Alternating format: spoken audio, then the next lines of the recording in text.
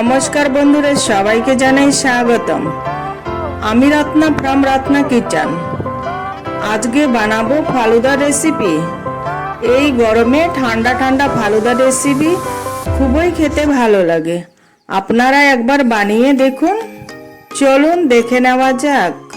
1 cup জল নিয়ে শির 2 চামচ দিয়ে ভালো করে মিক্স করে রেখে দিব।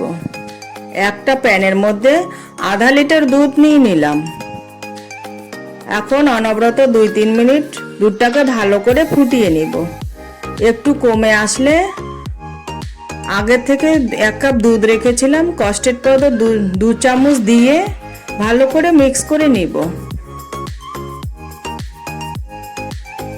মিক্স করে সেটা দুধের মধ্যে ঢেলে দিব। এখন খুন্তিটাকে অনবরত চালাতে হবে, নালে দুধটা নিচে লেগে যাওয়ার সম্ভাবনা থাকবে।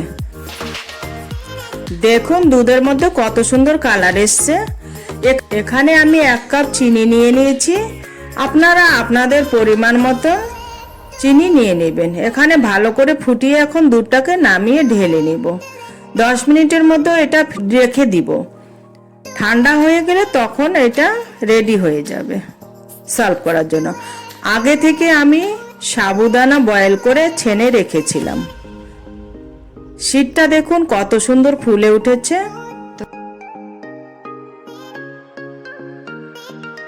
এখানে কয়েক রকমের ফল নিয়ে নিয়েছি।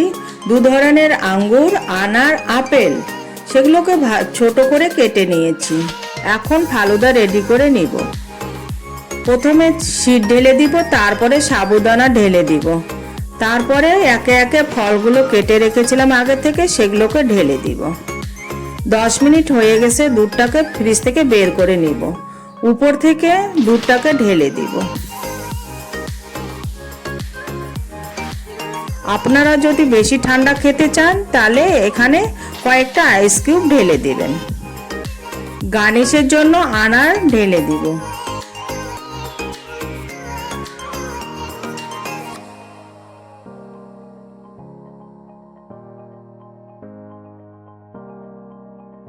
তারপরে উপর থেকে আইসক্রিম ঢেলে দিব।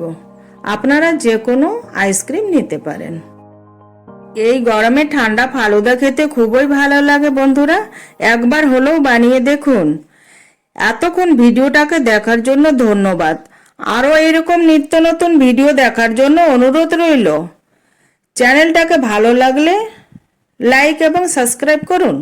ধন্যবাদ।